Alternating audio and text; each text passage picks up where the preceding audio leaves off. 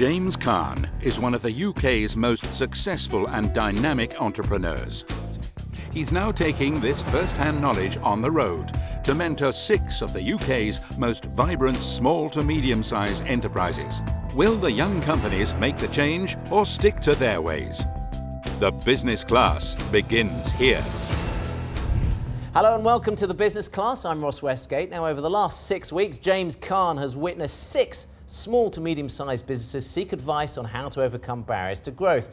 So what are the current challenges facing SMEs in the UK? To get to the heart of the issues, we're joined by a very special panel. We've got Charlie Muirhead, founder and CEO of Wrightster, Ian Wright, Shadow Minister for Competitiveness and Enterprise, Lord Digby Jones, UK Business Ambassador, and last but by no means least, Priya Lakhani, founder of Masala Masala. We'll get to our panel in just a few moments, but first, James, before we begin, you've been mentoring 6 companies of varying sizes over the last few weeks. What has stood out most from that experience? I think the first thing, Ross, is that I can say is Britain is absolutely open for business. I think just the sheer number of entrepreneurs and businesses we met, I think was so encouraging. The dynamism, the creativity, and I think what was really great about the shows is we took a journey. We started with businesses with 100,000, then 1 million, then 10 million, then 50 million, then 100 million. And what we really saw was how enterprises grew in this country. Well, let's hear from those businesses. Thanks you, James. This is what the 6 participants had to say.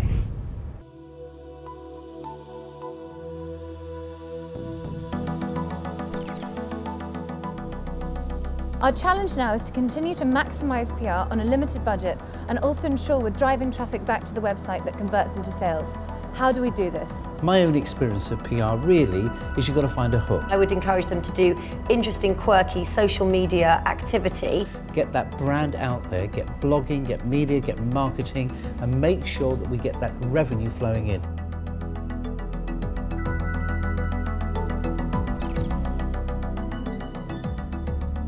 We're getting interest all the time from people that want to use the quick screen in their offices, in restaurants.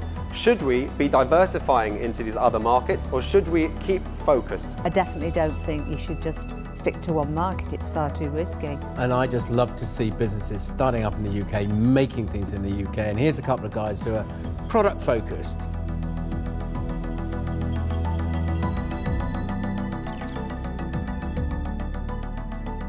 How do we get the major investors, such as the banks, to start investing and participating in businesses like ourselves? For most bankers, the social enterprise market is not one that they spend a lot of time on. First thing I would encourage him to do is to try and put a figure to what his social outcomes are. By taking these young people off job seekers, he's actually saving society a lot of money.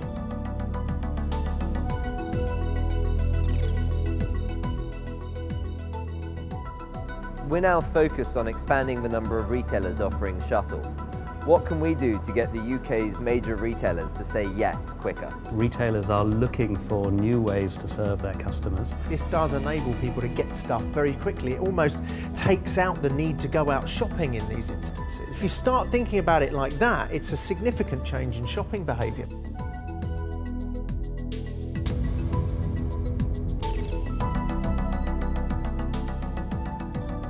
The second challenge for us is opening our buyer units overseas. We need help in deciding who to partner with and how to set up the deals. Going down the route of going overseas, very easy to lose control of the brand, very easy to spend a lot of money with the wrong people. You'd be better off really focusing on getting that management structure right first, expanding on what you're doing in the UK and your export, then reassessing in 18 months' time what the landscape looks like before you start looking at opening bars outside of your own territory.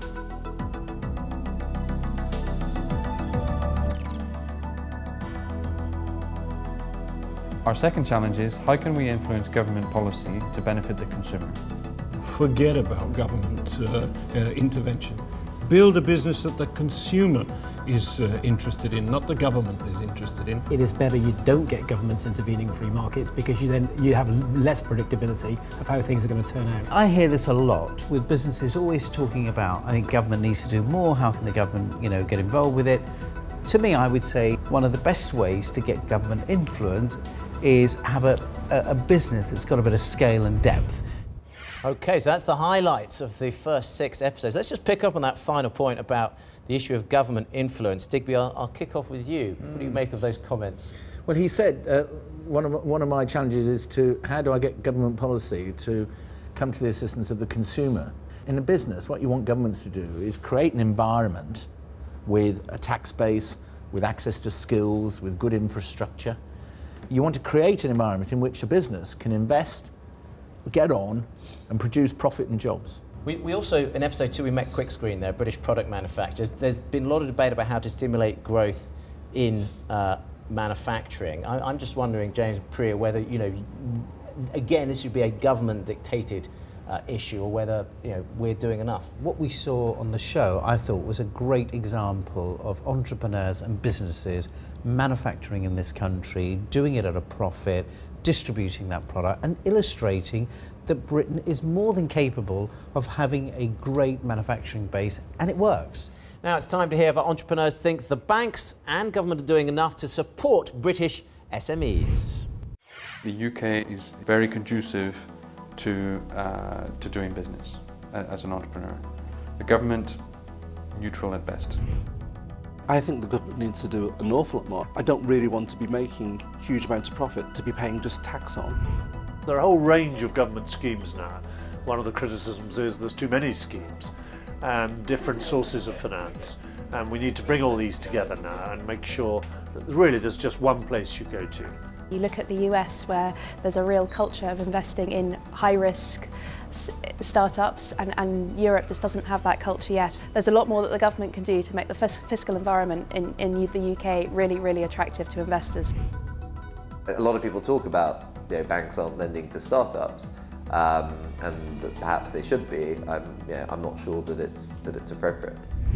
OK, quite a few thoughts there from our businesses. Let's get straight into the money-raising issue here. A lot of the people who came on the show, what they said was once they had their business up and running, they did find the banks extremely useful, because once you've got a product and you can demonstrate to the bank, you can service that loan, the banks actually were very willing and able. I was really interested in James's programme on Brewdog. And the Equity for Punks scheme, using the customer base, using the power of the brand and the power of social media to be able to get what was essentially an IPO, wasn't it? I think these innovative new business models, I was just thinking, imagine if there was a crowdsourced way to get business loans to entrepreneurial companies that were essentially venture debt, which was an industry as well. That's another type of financing. So I think this crowdsourcing model is very interesting because it's individuals taking risk and assessing it. I just want to get your views, first of all, is for any entrepreneurs that have, and business owners have been watching this programme, Caan, what would you say to them today, right now, about what you're focusing on and what they need to think about? Assume that this is the baseline, and take advantage, be an entrepreneur, go out, look on the web for all the advice, and get up and running and try something quickly and get feedback on it and see what people think and then evolve. Go with your idea, do the research, make it happen. I think we're speaking to people who already really know what they're going to do. I think if they're already sitting at home and they're thinking, do I, don't I, I'm not sure, and they're going to take another 2 years to make that decision, maybe it's not for them. An entrepreneur in this nation is going to work her or his socks off. And if they're not ready for that, don't do it. Okay. For me, this has been an incredible journey. We've had some amazing businesses that have come on the show. We've had some fantastic guests that we've invited that have made some incredible contributions. A lot of the entrepreneurs have walked away with what I believe has been real business advice, which is what the show was really all about. Well, I'm really proud to say that I've actually walked away on a number of occasions being incredibly inspired and motivated myself, meeting some of these entrepreneurs that have got these incredible ideas. Businesses like Brewdog that demonstrated that despite there's no money out there, you can actually raise money from your own customers. So for me, it's been a fantastic journey, thoroughly enjoyed it, and I just hope that the entrepreneurs that have gone away with the business advice are going to prosper in the future. Well said. And that's it for this series of The Business Class. A big thank you to you, James, and all our guests. Goodbye for now.